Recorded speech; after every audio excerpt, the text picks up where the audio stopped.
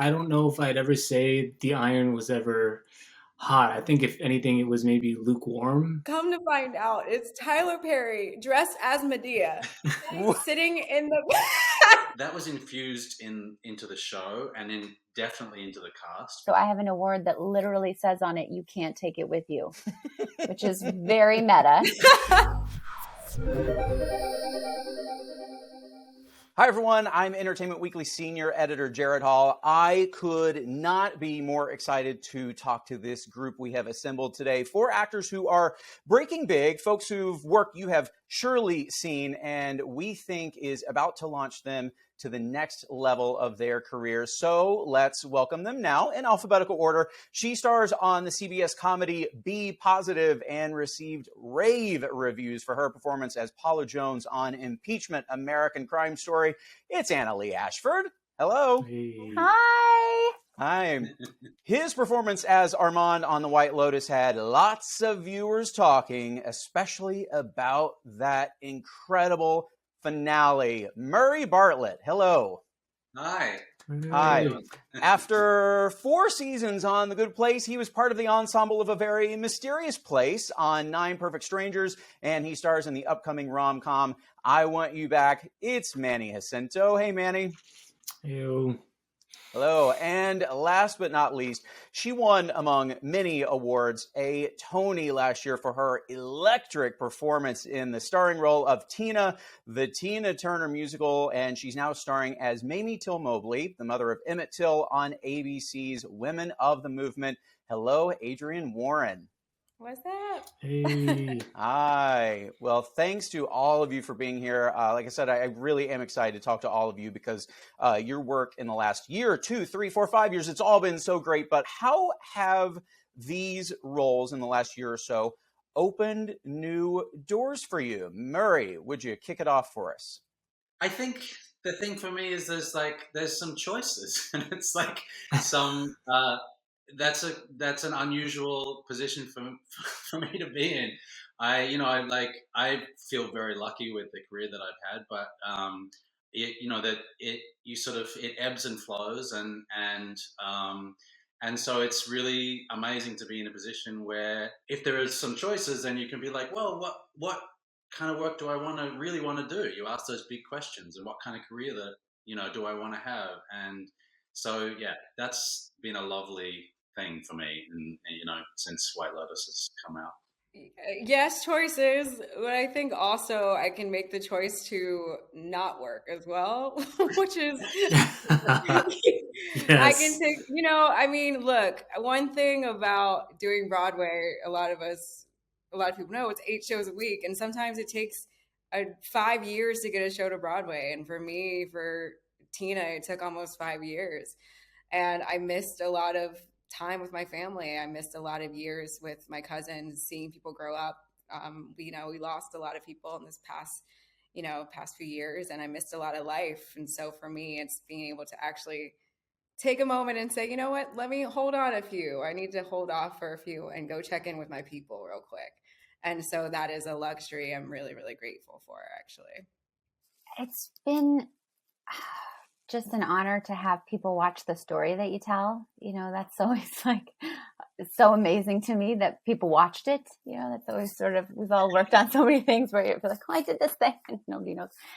I sort of think this last year has also helped remind me that it's good to keep dreaming about what kind of stories you want to tell, and also how you want to be a part of telling the next story and what stories you think need to be told, and helps you remind yourself to make new goals. I think that's been sort of like a special thing this year for me, is like, all right, what kind of stories do I want to tell next, and do I want to help make them more, Literally all 3 things that were mentioned. Yeah, like with 9 Perfect Strangers, I mean, yeah, it's weird when you don't necessarily have to tape yourself in a random room, like with your laptop on top of cardboard boxes, and instead they just want to meet, and it's it's less stressful. But I think specifically for me, the last year was that I got to step away from the character that is Jason Mendoza, and he's a very strong character, and people luckily saw this different person that I could play, and that kind of brought me out of this box that I felt that I was kind of stuck in. I want to stick with you for a second, Manny, because you mentioned Nine Perfect Strangers. Mm. Nicole Kidman, Melissa McCarthy, Regina Hall, Bobby Cannavale, so many incredibly talented folks you got to work with there. What was kind of your big takeaway from that experience? That they're all just a bunch of kids. They're all just a bunch of hooligans. Honestly, like they have like this great sense of lightheartedness and play, and they at points take it very seriously, but when they're off screen they do enjoy the environment and the people that they're around, and they have fun. And yeah, I think it helps the environment, and it also just creates morale around the cast as well. I feel like if I was on a set and Melissa McCarthy wasn't having fun, I'd be concerned. Yeah, exactly. So I'm glad to hear that was your experience. You don't want to get that lady mad, for sure. Yeah. Yeah. All of you, which we've kind of alluded to a bit here, but in one way or another had kind of a moment during the pandemic, be it the debut of a popular series or winning a Tony. But so many premieres and talk show appearances, all that stuff, we were living in a virtual world still, kind of are. So how did that change the way you experienced the Tonys or the release of one of your projects? I feel, I'm also somebody who started in the theater. We come from a community of people who were out of work for 18 months, not 4 to 6, like the rest of the entertainment community. And I think all of us working through the pandemic, I think we're overwhelmed by the opportunity and also the luxury of having a job, first and foremost, because I had so many people in my life and colleagues who were not working and who couldn't work, and just there was no option to work. So it sounds kind of sappy, but man, oh man, was I happy to go to work with my 18 layers of COVID protection. I'm really good at taking a test, as we all are. Yeah. I'll just piggyback off of what Annaleigh just said, because she said it was sappy, but it was so true. It's so true. I think I learned what a privilege it is to use whatever platforms we have in any way that we possibly can to help those who may need it. And if anything, we've just seen just how many communities have been in need of support throughout the last 18 months or 2 years, or which we didn't know, maybe it was decades. And I just think there's just more awareness of our neighbors and the communities around us. And I'm really, really grateful for that. I mean, it's hard not to piggyback off that because, in the beginning of the pandemic, I was like, I don't know, maybe I should become a shoemaker, or, maybe I need to get another skill or something. Seriously. And I sort of made some peace with that to a certain extent. And then I not only got a job, which was just sort of out of the blue, and I felt incredibly fortunate, but it was in Hawaii. And this also sounds sappy, but every morning, without fail, be like, I am so lucky. And interestingly, I think it was infused into the show, and definitely into the cast, because we just all felt so incredibly fortunate. And it was a good lesson in that's a really good place to start. I like to think that I always approach my work that way, but I think this was a real kind of schooling in what happens when you feel really thankful for what you're doing. And in my case, in Hawaii, I mean, it was extraordinary. So I carry that with me, and I hope we all do. Manny, you have anything you want to add there? Absolutely not. I'm not going to follow that up. You were in Byron Bay. You were. Yeah.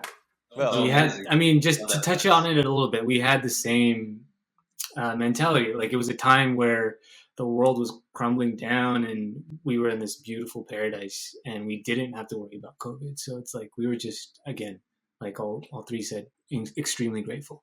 Well, we've kind of touched on all of these recent projects, but just for a second, I want to kind of like take a step back, go a little bit further back in your careers. I'm curious, when did each of you the first time you felt, the iron was hot, and how did you strike that iron? Did that affect the conversations that you were having with your agents and managers? Did you feel a need to go in a very opposite direction? I don't know if I'd ever say the iron was ever hot. I think if anything, it was maybe lukewarm,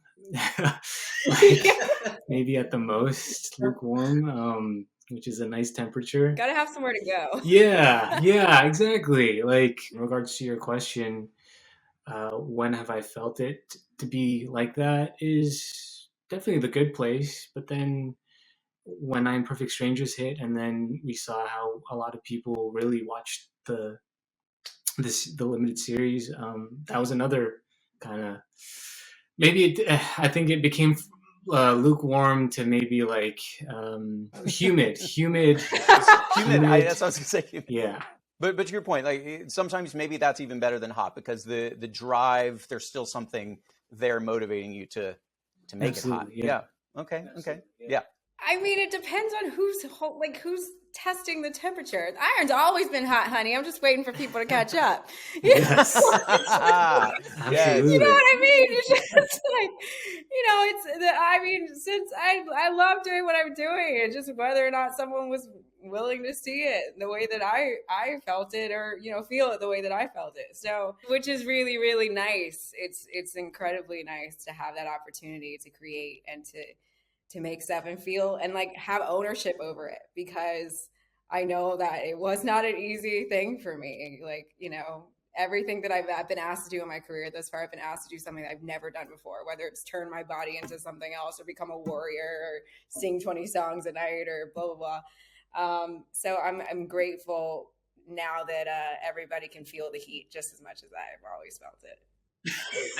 All I want to do is sing, the heat is on. It's on the street inside your head. And I mean, let's talk of heat. Yeah, I mean, hey, dreams of your lifetime coming true, those are always positive moments.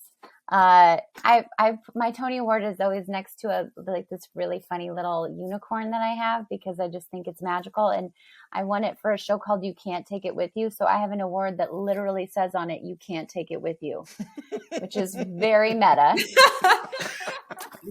And such a God thing for me. And this beautiful reminder that, what is it all about? And I think that when you're having a moment where people are like, hey, you're hot right now, you're like, am I really? Some parts of it make you kind of feel like, oh, what should I be doing? But really at the core of it, I just feel like I am now and forever will be an actor for hire. So that's sort of why at the beginning of the conversation, why I've just, again, been really lucky to have two really great parts to play this year. It's like, I can't even tell you how grateful I am. If there's anything close to like the iron feeling hot for me, it was getting this role in White Lotus, where I saw that role. I'm like, oh my God, someone is willing to take a risk on me to do something like this that a lot of people haven't seen me do, and to dovetail what you were saying, Adrienne, like, I know I can do that. Like, I feel that inside of me. I mean, I was still like a little terrified, as you always are, but just having that opportunity of like, I mean, I fall at the feet of Mike White for giving me that chance, just like, what an amazing roller coaster ride to go on with a character like that. So that was my moment of like, whoa. And also, I better not like F it up. Yeah. Given everything you just said, I want to stick with you for a minute, because obviously a lot of your scenes on the White Lotus are some of the most talked about of the series. But is there a moment or scene or something that happened that you feel you got the strongest audience reaction to, or were you receiving like the most social media comments on? I mean,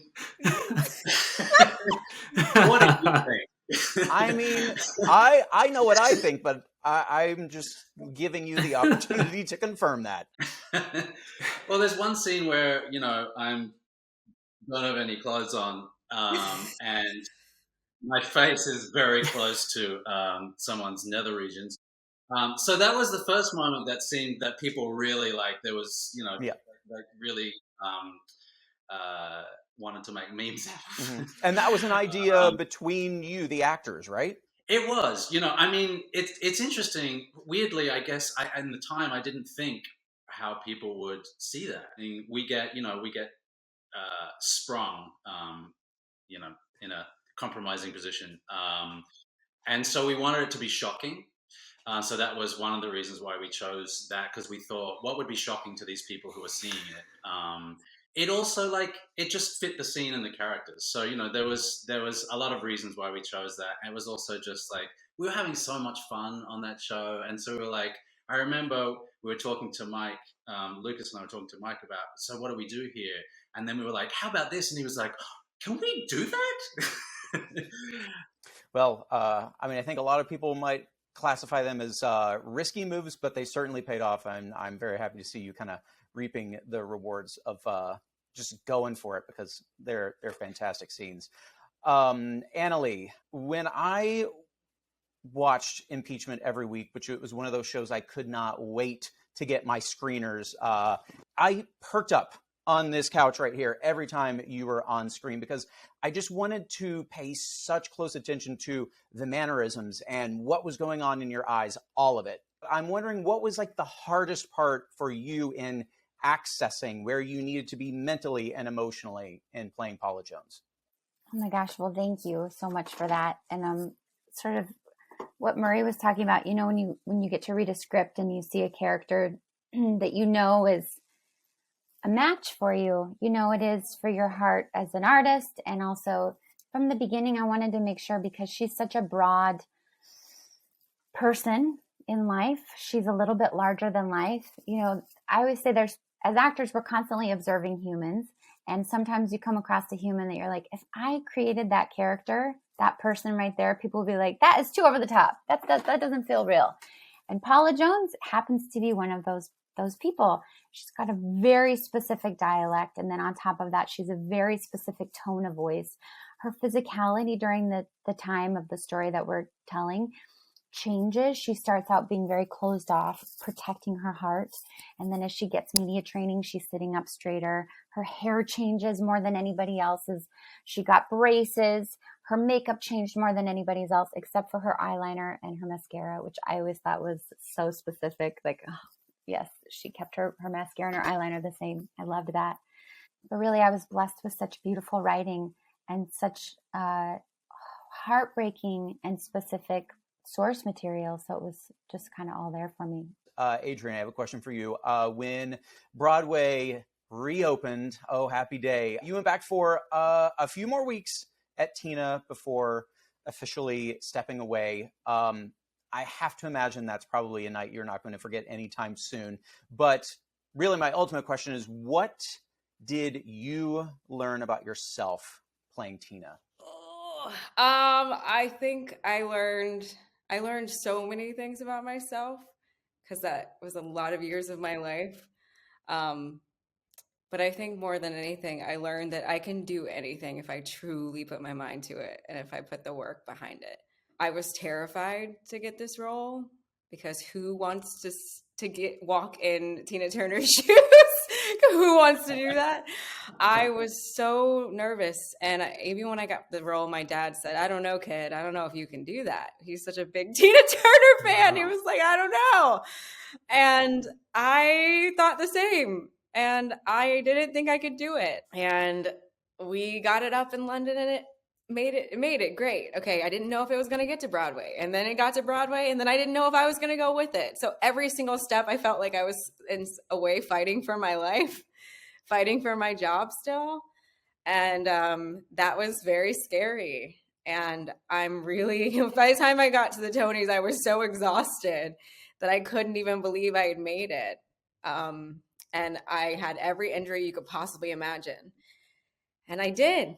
And now I know that anything I put my mind to, I can actually do it. I just have to believe in it. It's emotional, but yeah.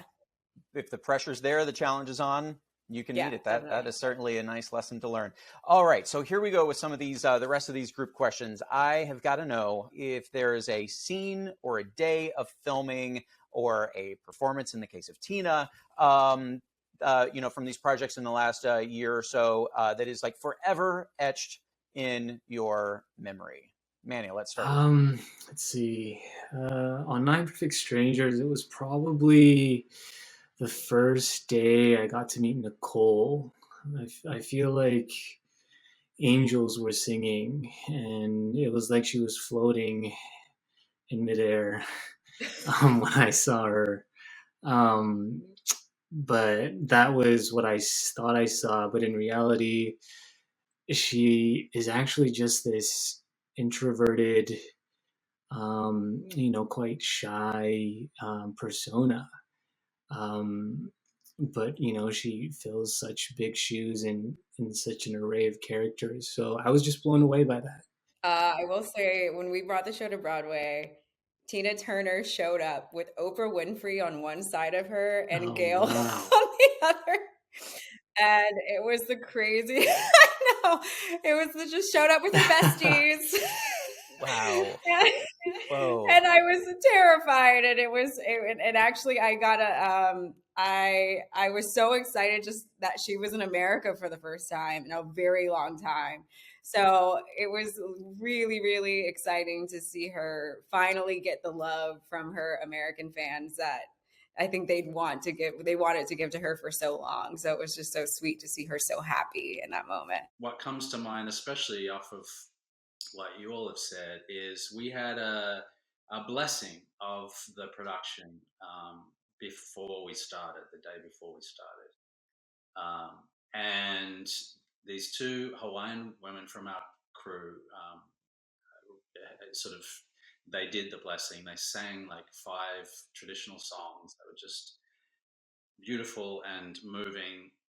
And as we were doing that, this double rainbow appeared above the volcano that was next to us.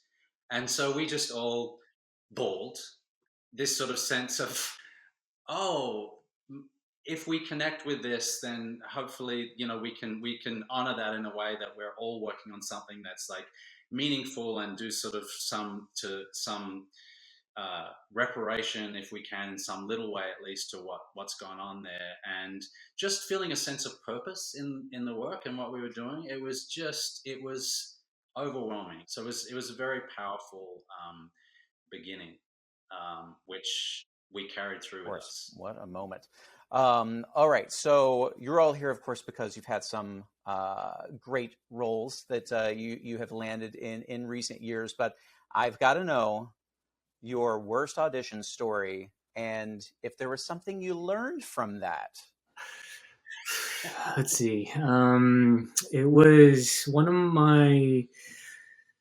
How do I describe this? I was really trying to lean into a comedy genre. So, and then I had this audition for like a multicam, and I applied all these funny things that I learned. And I remember I could not remember a single line. I was pausing all the time, and there was one point where the casting director stopped me, and she said, "Sorry, but you do know that this is a comedy, right?" And then right when she said that, I was like, I just wanted to just drop the sides or whatever and just leave the room, but I tried to finish it, and I just was grateful. I said thank you. And then a week later, the Good Place audition came. So without having made that mistake in that multicam audition, I don't think I would have gotten the Good Place. Wow, Yeah, a literally a week week later. later. Yeah. That's So it's like, it was like, yeah, within a span of a week, it was like the worst moment of my life. Like, why am I doing this? To like, oh wow, my life might change. I had a similar thing where I self-taped for this show back in Australia, which is where I'm from, where my family is, and everything. A contract that would have gone for a number of years on this TV show, and I was like, maybe this is my time to go back to Australia and like be with my family and like all that. And I'd built this whole kind of reality around it, or this future kind of around it. I went in the room and it was just awful. We were just completely disconnected. I didn't really understand what they wanted. I guess they didn't get what I was trying to do. Like it was just a complete mismatch, and it was painful. I mean, it's a healthy way to deal with things anyway, but when it manifests that way and you see the thing that comes after that wouldn't have happened if you'd done the thing that maybe wouldn't have been best for you, that was like, it was a really sort of formative experience for me. Wow. Adrienne, it just like reminds me of that saying that sometimes things are happening for you, not to you. Okay, so mine, I don't really know what I learned from it, but I will just tell you. I flew to Atlanta, Georgia to test for a Tyler Perry TV show. I will not tell you what it was. Okay. All I know is I walk into the room and I'm doing the test in a screening room. And I am actually looking, I'm like, who is in here? The casting director, the person doing the camera. And then there is this shadow like lurking in the back of the screening room. I can't really see the shadow, but I just see the shadow was getting a little bit bigger than I expected to be. Come to find out, it's Tyler Perry dressed as Medea sitting in the Oh my gosh. of the audition of the screening room. And so I'm like, oh my gosh, I just see the wig and I'm like, oh my God, that's Medea. That's Medea. And I love Medea. And I'm fully having a moment of I cannot connect with this text because I am doing this in front of Medea. And how can I be funny in front of Medea? And I did not get the job.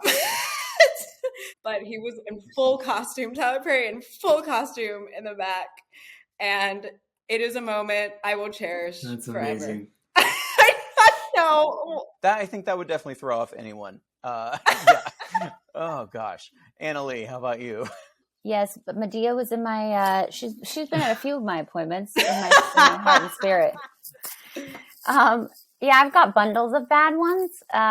Sometimes I really commit and everybody's like, oh, that's always uncomfortable. My audition for Legally Blonde, the musical, which ended up being my Broadway debut, I thought I sucked so bad that I called afterwards and was like, I'll never work again. I was terrible. And then I got the job like 4 hours later. That happened. Well, look, we are about to wrap up here. I do have this one last question for you guys. It's pretty simple. The best career advice you've ever received? My best career advice that I actually wasn't given to me, but I give it to other people is don't look side to side, look ahead. My mom was a track and cross country coach. And so like I was really good with running metaphors. I was told a long time ago to always remain a student, just in life, just always remain a student. And that has been one of the greatest little nuggets of advice I've ever gotten, because I'm constantly learning new things and I constantly don't know what I'm doing. And it's fantastic because it just allows me to just relax and be able to show up and learn every day and to do my best every day. And if I leave work every day knowing that I tried my best and I learned something new, then that was a good day. The most recent advice that I was given was protect your talent, and I'm still working on it, is the ability to say no. Because it's okay to say no to this event. It's okay to say no to this project if it doesn't fulfill me or like give me joy. So those two things. Protect your talent. Those two things. Yeah. Yes. Glad you did not say no to this. Thank you very much. All right. Asking yourself, I was tended to be, a real people pleaser when I was a young actor. I've sort of worked on that a little bit, but and I wanted to like get it right, or try and, especially in auditions, try and give them what they wanted, or give them what they want. And the advice was that I eventually, after many years, started to assimilate was just, what is it about you that you're bringing to this role that is specifically you, that no one else is going to bring? And what is your connection to this character, and what is your connection to the work? It not only was helpful in terms of auditions and work, but it was really valuable to me in terms of my own connection to the work. And then like, oh wow, then I'm really connected to what I'm doing. And I know that sounds super simple, but it took me a while to kind of to integrate that fully. You know, like I understood the concept, but it took me a while to actually put that into practice, and it was really powerful. Well, listen, I cannot thank all of you for your time today. I am big fans of all of you. I hope everyone checks out everything that you have going on. Annaleigh Ashford, Adrienne Warren, Murray Bartlett, and Manny Jacinto, thank you so much.